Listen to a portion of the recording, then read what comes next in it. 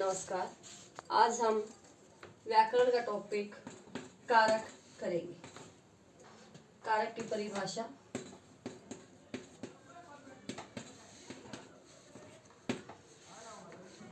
संज्ञा या सर्वनाम के साथ क्रिया के संबंध को दिखाता है। के साथ क्रिया के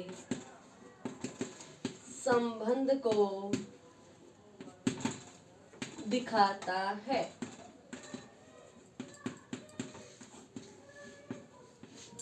उदाहरण,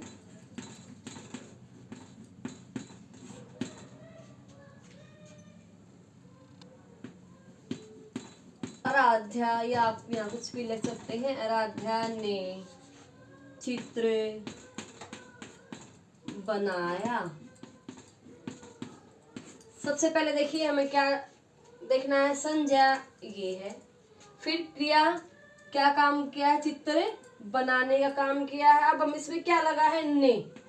ने जो है ये क्या है, ये क्या है, कारक का विभक्ति चिन्ह है। ये ध्यान से सुने ये बात, कारक का क्या है, ये विभक्ति चिन्ह, या आप इसे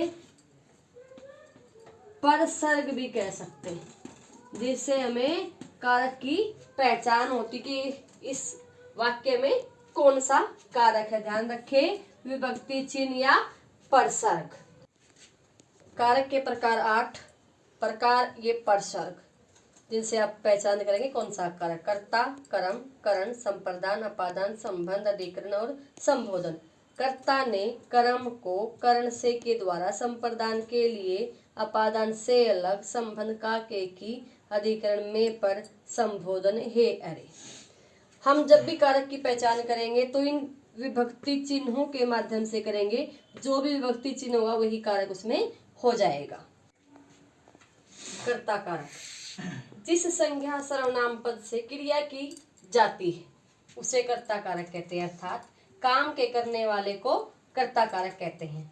उदाहरण, धोबी ने कपड़े धोए। क्या आया है यहाँ, ने, विभक्ति चिन्ह या परसर्ग आया। इसके माध्यम से धोबी क्या है, संज्ञा है, और क्रिया क्या हुई, कपड़े धोने का किसके माध्यम से हुई है, धोबी के द्वारा। कर्ता ने जो काम किया उसे क्या कहेंगे, कर्ता कारक। तो धोबी ने अगर अंडरलाइन आ जाए तो उसमें कौन सा कारक होगा, कर्ता कारक। विशेष, वर्तमान काल और भविष्य काल की क्रिया होने पर ने परसर्ग लुप्त होगा, अर्थात ने का प्रयोग नहीं होगा। जो ने परसर्ग उसका प्रयोग नहीं किया। उदाहरण के तौर पर देख ले, बालक खाना खाता है। यहाँ क्रिया क्या हुई है, खाना खाने की क्रिया हुई है, किसके द्वारा, बालक के द्वारा, लेकिन यहाँ ने परसर्ग का प्रयोग नहीं हुआ है। ऐसे ही भविष्य काल में, रीना कविता याद करेगी। क्रिया क्या हुई है, कविता याद करने की क्रिया हुई है, और किसके द्वारा, रीना के द्वारा, और यहाँ ने परसर्ग यहाँ भी नहीं आया। तो याद रखना है आपको कि कई बार वर्तमान काल और भविष्य काल में ने जो परसर्ग उसका प्रयोग नहीं होता, लेकिन किसका उदाहरण होता है, वो कर्ता कारक का ही उदाहरण होता है। कर्म कारक, जिस संज्ञा या सर्वनाम पर क्रिया का प्रभाव पड़े। क्या पड़े, क्रिया का प्रभाव पड़ता है, उसे कर्म कारक कहते हैं। साधारण शब्दों में समझे, अर्थात कर्ता जो कार्य करता है उसे क्या कहेंगे, कर्म कारक कहेंगे। कर्ता के द्वारा जो कार्य किया जाता है उसे क्या कहेंगे, हम कर्म कारक कहेंगे। उदाहरण से समझे, मोहन ने चोर को पकड़ा। अगर यहाँ अंडरलाइन ऐसे मिलेगी, चोर को में कौन सा कारक है, तो क्या साइन आया, चिन्ह आया है, कर्म कारक का जो परसर्ग होता है को। कर्ता ने अगर मोहन ने आता है तो कर्ता कारक है। यहाँ क्या आया है, चोर को पकड़ने का काम किसके द्वारा हुआ है, मोहन के द्वारा।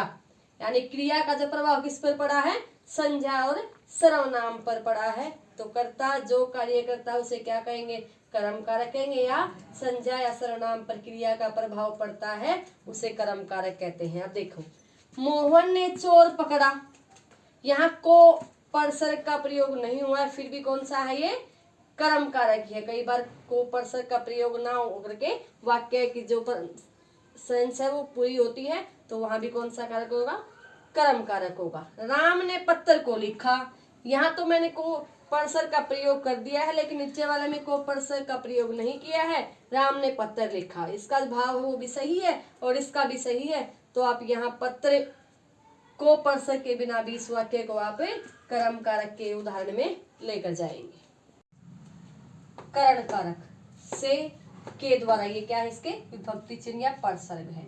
क्रिया के होने में जिससे सहायता मिलती है उसे क्या कहेंगे, करण कारक कहते हैं। अर्थात कर्ता जिसकी सहायता से कार्य करता है, कर्ता जिसकी सहायता से कार्य करता है। क्रिया के समापन होने में जिसकी सहायता मिलती है उसे क्या कहेंगे, करण कारक। उदाहरण देखें, शीला चाकू से सब्जी काटती है, यहाँ क्या आया है, विभक्ति चिन्ह क्या आ गया, से आ गया। और सब्जी काटने का काम किया है किसकी सहायता से, चाकू की सहायता से, कौन सा कारक होगा, करण कारक होगा। अब अगला देखें, सोहन डंडे से कुत्ते को पीटा। अब सोहन ने क्या काम किया है, कुत्ते को पीटने का, सहायता किसकी ली है, डंडे की, डंडे से। माताजी ने हाथ से केले का छिलका उतारा, किससे उतारा, माताजी ने हाथ से, क्या, केले का छिलका। कार्य क्या हुआ, केले का छिलका उतारने का, सहायता किसकी ली, हाथ की। बच्चे ने पेन से पत्र लिखा, बच्चे ने पत्र लिखा किसकी सहायता से, पेन की सहायता से। संप्रदान कारक विभक्ति चिन्ह या परसर्ग है, के लिए को, जिसके लिए कोई कार्य किया जाए या जिसे कुछ दिया जाए वह संप्रदान कारक होता है। अर्थात देने का भाव हो, जिस कारक में देने का भाव हो उसमें कौन सा कारक होगा, संप्रदान। ये बात ध्यान से देखनी है, किसी को कुछ दिया जाए उसमें कौन सा होगा, संप्रदान कारक होगा। उदाहरण, मैंने भाई को पुस्तक दी, यानी भाई को, चिन्ह को आया है लेकिन भाव क्या के लिए, भाई के लिए पुस्तक लाया, वो भाई को पुस्तक देने दी उसने। माताजी ने भिखारी को भोजन दिया, भिखारी को क्या दिया, भोजन दिया, देने का भाव। मैं बहन के लिए नए कपड़े लाया, मैं क्या लाया, बहन के लिए नए कपड़े। तो इस कारक में क्या बात ध्यान रखनी है, को या के लिए, लेकिन क्या है इसमें आपको ध्यान रखना है किसी को देने का भाव जिस कारक में होगा वो कौन सा कारक होगा, अपादान कारक। से अलग होने के भाव में जिस शब्द से अलग होने का भाव प्रकट होता है वह अपादान कारक कहलाता है। जैसे रोहन बस से गिर गया, यहाँ क्या हुआ, बस से, रोहन बस से गिर गया, काम क्या हुआ है, रोहन बस पे बैठा था, बस से वो अलग हो गया, तो बस से क्या हो गया, वो गिर गया, तो वो अलग होने का भाव। पेड़ से पत्ते गिरते हैं, पेड़ से पत्ते गिरते हैं, पेड़ वही है और पेड़ से क्या अलग हो गए, पत्ते अलग हो गए, तो कौन सा है, अपादान। अध्यापक कक्षा में थी, बच्चों से उसका जुड़ाव था, लेकिन अब क्या चली गई, कक्षा से वो बाहर चली गई, तो अध्यापक कक्षा से अलग हो गई। वह गांव में था भी और गांव से चला गया, तो गांव से वो क्या हो गया, अलग हो गया, तो इसमें कौन सा कारक है, ये अपादान कारक। संबंध कारक परसर्ग या विभक्ति चिन्ह का, के, की।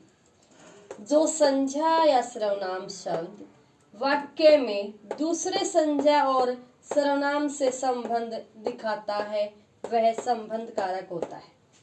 अर्थात जब संज्ञा सर्वनाम का जो संबंध है दूसरे जो वाक्य में संज्ञा सर्वनाम शब्द हैं उनके साथ दिखाता हो, उनके साथ होता हो, उसे क्या कहेंगे, संबंध कारक कहते हैं। उदाहरण, रवि की माता बीमार है, यहाँ दो संज्ञा शब्द आए हैं, रवि और माता, और की जो है दोनों में क्या बता रहा है, ये संबंध बता रहा है, तो कौन सा कारक होगा, यहाँ संबंध कारक होगा।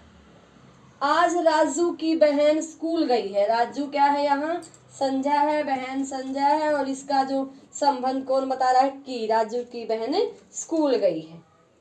अगला, अमरूद के पेड़ पर, अमरूद और के पेड़ में संबंध बता रहा है कि बहुत मीठे अमरूद लगे हैं दोनों में। सोहन का भाई डॉक्टर है, सोहन संज्ञा शब्द है और भाई दोनों में क्या बता रहा है, ये का लगने के बाद उसका संबंध बता रहा है दोनों का। अधिकरण कारक विभक्ति चिन्ह या परसर्ग है, में और पर। जिस शब्द से क्रिया के यानी काम का आधार का पता चले या बोध हो उसे क्या कहेंगे, अधिकरण कारक कहेंगे। यानी काम के आधार का जहां पता चलता है वहां अधिकरण कारक होता है। उदाहरण, पुस्तक मेज पर रखी है। देखो अब पुस्तक है, कहाँ रखी है, मेज पर। इसके आधार का पता चल रहा है कि पुस्तक मेज पर रखी है।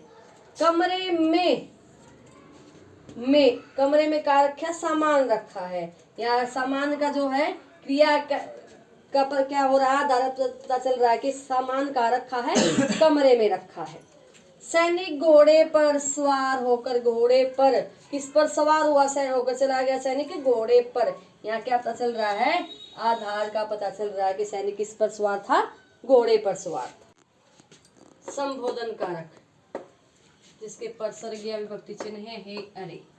जब किसी को पुकारा जाए तो संबोधन कारक होता है, अर्थात किसी को पुकारने के लिए, बुलाने के लिए जिन विभक्ति चिन्ह या परसर का प्रयोग करते हैं उसमें क्या होता है, संबोधन कारक होता है। उदाहरण, हे राम मेरी रक्षा करो। यहाँ किसको पुकारा गया है, भगवान को पुकारा गया है। अरे किसी बच्चे को पुकारा है, किसी बड़े छोटे को पुकार रहा है, तुम कहाँ जा रहे हो। बच्चों, यहाँ बच्चों को संबोधित किया जा रहा है, बच्चों बैठ जाओ।